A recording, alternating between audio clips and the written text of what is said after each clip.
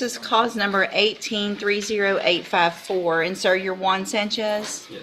And so we're here today on a motion to compel, and before we get into a whole lot, I've done a lot of my own research and looking at all of this, and a couple of things. One, I don't believe the subpoena ducis tecum was the proper way to try to get the information.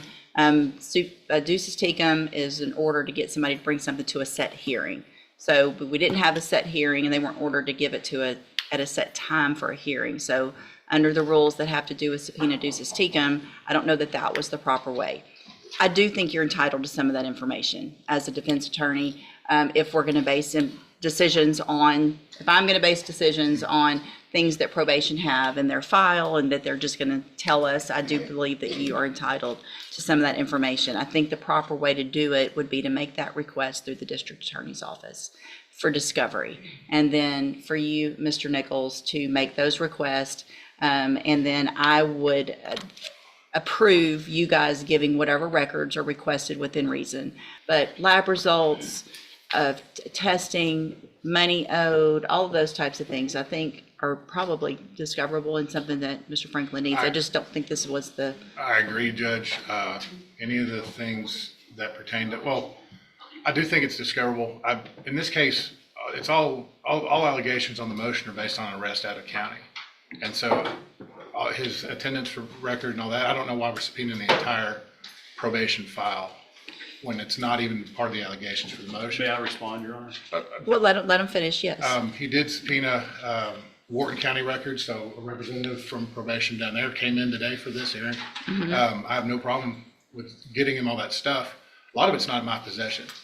The out-of-county offense reports and things like that, I don't have yet. I would have them if we move towards a hearing where I prove up those allegations, and they, of course, will be provided beforehand. And again, I don't think he's not entitled to have all that stuff. So sure. I kind of agree with I don't want to subpoena. And Mr. Franklin did make just a standard discovery request at the onset of his involvement, which was early May. I don't have anything really responsive to that at this point. Okay. So obviously, if it's based on a new offense out of another county, that's something you'll need to work towards getting and get that to Mr. Franklin. And so that needs to take place as quickly as possible. Because I don't know, I guess, Mr. Franklin, if there's not an allegation in the motion to revoke with regard to certain administrative violations, and there isn't an allegation, then why would you, what is your argument that that would be relevant or discoverable? Your Honor, my client is wanting to stay on probation, and the court may take into consideration his performance while on probation, including his payments, his report, and everything else. So as part of determining the motion to revoke, it is relevant to look at his performance while on probation, particularly when he is requesting to stay on it. And he's been on probation nearly 6 years, I think over 5.5 years, nearly 6 years. And that performance will be helpful in determining or mitigating whether he stays on probation or if the court decides that he goes off of probation, and perhaps mitigating any potential sentence. Okay, and I don't disagree. So again, though, I think the way to do it would be to make that request. I mean, and I don't know what conversations y'all have had, but make the request. I think coming at it aggressively might not be the way to do it. Sometimes you get more with honey than otherwise. So make the request to Mr. Nichols. If he says no, then let's go through what we need to go through. I hate to pause it right here because it's just getting interesting, but this attorney is about to completely lose it. He's furious because he believes the judge is supposed to hand over discovery immediately, but he clearly doesn't understand how the process actually works. The probation department has to send everything through the state first. It gets reviewed, approved, and then released. That's how it works in pretty much every court system. Instead of listening, he's acting like the judge is personally hiding evidence from him, which makes absolutely no sense. You can tell he's not paying attention to anything being explained. He's just waiting for his turn to talk. And the way he's speaking to the judge is wild. Most attorneys stay respectful even when they disagree, but this guy sounds like he's trying to lecture her on how court works. I really don't know what his problem is, but it definitely isn't confidence. It feels more like pure ego. The judge is being incredibly patient, but you can see she's starting to get fed up. I honestly think he's about to push her too far. Let's see what happens next, because I have a feeling this is where he gets humbled. But let's try to do this amenably. The ducis tecum is not the way to do it unless it's set for a hearing. That's just the rules of evidence. And Yes, Your so Honor. that's not the way we're going to do The it. ducis tecum was set for the day that it was initially set for a hearing, and it did specify that date for the hearing, I believe. And we ended up moving the hearing date because of conflict. And Judge, I'd ask Ms. LeBeau to go ahead and get everything together today. Yeah. To turn over. I mean, Unless yeah, there was something that the court was ordering her not to turn over. I don't think on this list that there are, I mean, is there anything that y'all specifically had an issue with? Ms. LeBeau, is there, or do you have any concerns you want If there's, to make the court aware of? Your Honor, we don't have to list those. We filed a 3914 discovery request. This was belt and suspenders because we didn't get any of the information relating to probation in our 3914 motion originally. I would also note that the chronological.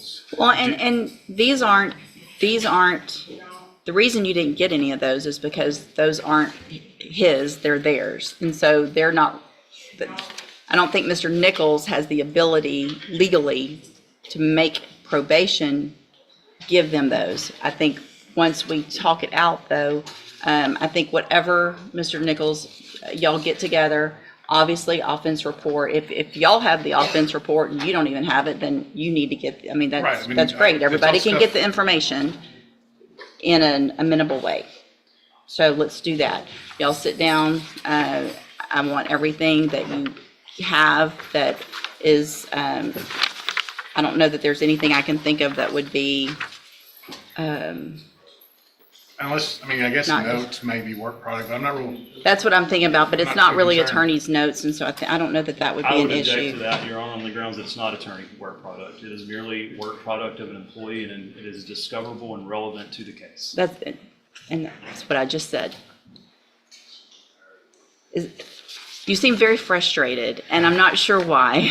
I mean, I don't know, I'm confused why there's pushback at all on any request for a 3914 discovery when he's constitutionally allowed to access those files. It should just be produced by probation without a fight. And we got a letter anticipatorily repudiating any production of discovery, and we had to file a motion to compel to that effect. Well, And that is alarming to me that we would have to even compel anything under 3914.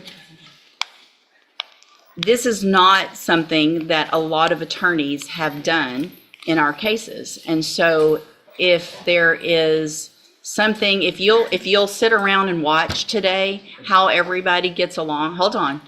Yes, And the Your Honor. last thing you want to do is talk over me. Yes, Your Honor. So I'm standing here, or sitting here saying that I agree with you, and you're still being argumentative, even towards me. And that's not going to get you anywhere. Hold on. Being argumentative with Mr. Nichols isn't going to help Mr. Sanchez. Being argumentative with these ladies isn't going to get you anywhere. I agree that you're entitled to this information. I just think there's a better, less argumentative, defensive way to do it. They were told to do what they were told to do because their understanding of the law is what it is. So I don't disagree that we needed to all get together, but it just needs to be taken down a notch. So I want the stuff turned over to Mr. Nichols, and then Mr. Nichols will turn it over as discovery. I'm not going to have probation start turning it over to the individual attorneys in cases, because I think the proper way to make sure it's in the portal, that everybody knows what the discovery is that they've received, so that it's electronic when you sign your any type of documentation, whether it's at a hearing or a plea or a trial of what you've discovered, that it goes through that portal so everybody knows what everybody's got. So y'all get it to Mr. Nichols. Mr. Nichols will put it in the portal, and then you will get it. Once you get that, if there's something that you think is not there, then contact us. We'll have a hearing if necessary. Contact Mr. Nichols. Hey, what about this? If it exists and he says no, then let's have a hearing about it. Okay? So y'all get that done, and then we'll reset the case for just an announcement in what, a couple weeks or so? Fine with that? yeah, that should be fine, Judge. We'll be able to Okay. get everything scanned in and provided through the portal. Perfect, thank you. All right, y'all are all excused. Presence be needed? I'm sorry? No, ma'am, if you'll just get what you need to Mr. Nichols, unless you are personally subpoenaed to be here for a hearing. Now, and on that date, we won't have a hearing on that date. So if we come in and there's pleas of not true, and we're gonna have to have a hearing, we can come in on that date, enter pleas of not true or true to certain allegations, then we would reset it for a court date. And at that point, if you need to be here, let her know. If you need a subpoena, then you can get a subpoena. If you just need us to let you know you need to be here, then we can do it informally. You just let us know, or let Mr. Franklin or Mr. Nichols know what your employer will require for you to be here for an actual hearing. Okay? Yes, Good? Your Honor. All right, thank you, y'all. Thank you. That was easily one of the strangest hearings I've seen in a long time. I've never watched an attorney walk into court with that much attitude right from the beginning. He didn't even say good morning or properly acknowledge the judge. He just came in acting like he owned the courtroom.